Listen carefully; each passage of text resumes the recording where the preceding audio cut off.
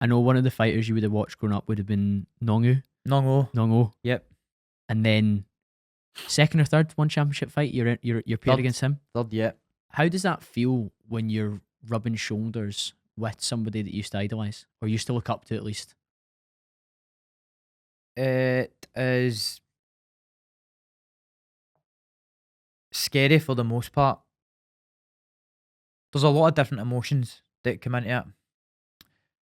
And there's a lot of doubt that you need to keep at bay when these things happen. But before that, I fought Sexan, who was another idol of mine, Okay, and amazing. I beat him very convincingly.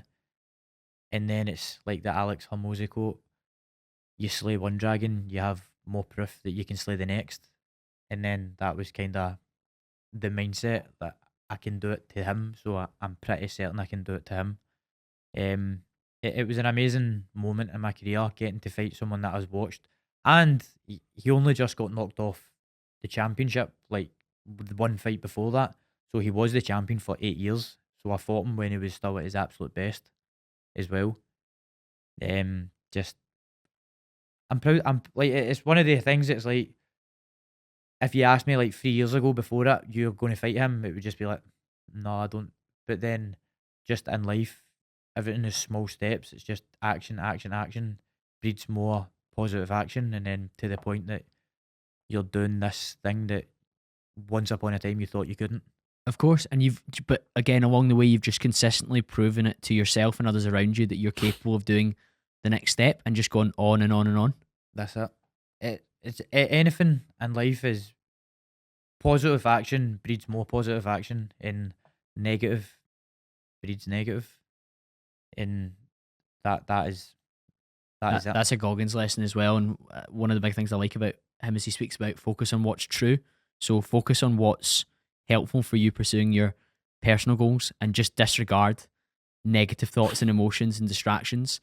And so if, for example, somebody's like, oh, how on earth are you fighting against this guy? You used to just watch him. You're like, okay, well, I've been training for X number of years now. My last fight, I did this.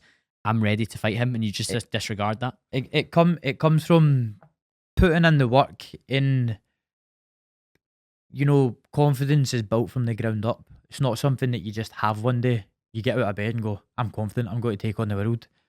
It's built from the day you walked in the gym, from getting your first fight, winning your first fight, progressing, winning your first professional fight in Thailand, coming back, taking the Scottish scene on by storm, going on to the UK scene, taking that on by storm. Now you're building confidence. I keep saying I'm doing these things and I keep doing them. The quote that you just said about Alex Hormozi, this is where it comes from. It doesn't come, you just wake up and you're just that guy. It comes from the ground up, like this, like stepping stones. Now, okay, I'm fighting for my first title. You win, then you go on and you go on and you go on and you go on. And now you're stood in front of Nong-O. I've done all this stuff. It was all very, very hard, but I done it. I can do this. Yeah. That fight was really interesting to watch because he was just continually kicking your lead leg, wasn't he? Yeah. And I've, again, from the previous fights of yours I'd watched, you kind of ragdolled them from the very start, whereas that first round was very much, again, from a novice's perspective, it looked like he was in the ascendancy because he was landing something that was clearly causing damage. Mm-hmm. How'd you handle that sort of moment? Because that was new for you, I guess. The pain in my leg was new. Nah, not new. In a fight. And the reason that I could take that pain is because of the torture I put myself through training. So I always say that in training and whatever it is, we're talking about fighting, so let's talk about training for fighting, right? Your training should always be way harder every day than any fight scenario.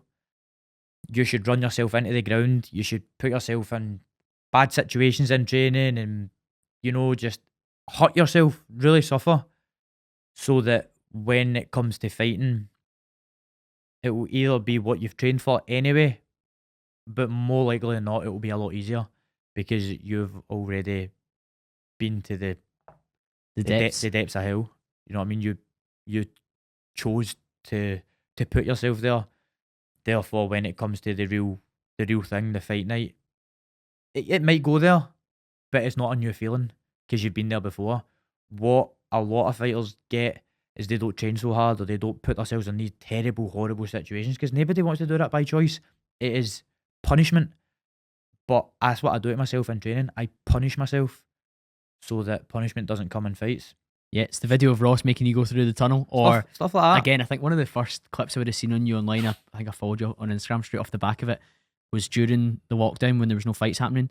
You ran a marathon and then went straight into like 30 rounds of pads. That's right. And it was just like, this guy is just trying to push the capabilities of myself. I was just trying to learn about myself now. I was trying, because it was at the same time I read Goggins and I read his book and he was doing it, and I was like, it inspired me to tap into my full potential, and that's exactly what I done. And again, these things took away from, they didn't help for Muay Thai, but that's what people thought. What are you doing crawling in puddles? How the fuck is this helpful for a Muay Thai fight? Little do you know that it would serve me very well in later life when I get low kicked off Nong-O. I'm in the most pain ever, but my thought process isn't, I need to stop, I need to quit. My thought process is, I'm in this pain. How do I win? What do I need to do here to overcome, like to turn this around? So even when I'm in those horrible situations, most pain in my life ever, my mind is still on the goal. But when you get put in these situations, your mind will turn on you real quick and you'll look for a way out. You'll look for the path of least resistance. 9 times out of 10, everybody will. But because of this training I've done through my full life, when I'm in these situations now, I don't have this 1 second decision of quitting. I have this 1 second decision of staying in a fight 1 second longer, 1 second longer, 1 second longer. Yeah, you've practiced at the very, very hardest level, so that when you face it in a fight scenario, you're like, right, I'm ready to do this. And this is what I was saying, like a lot of fighters who don't train as hard and they don't punish themselves, the last thing you want is something new coming up in a fight. Like you hitting and taking a shot and it's the first time you felt it, you are going to shit yourself. You're going to panic. But I do crazy body conditioning. My coach purposely punches me in the solar plexus where you can't condition it. But what you can do is get used to the feeling of being winded. That sounds horrible. People won't be doing that. You know what I mean? And if you're doing what people won't do, then it means that you can do what people can't do in the future, at least anyway. And that's one of my favourite kind of perspectives. Like today I'll do what others won't, so tomorrow I can do what others can't.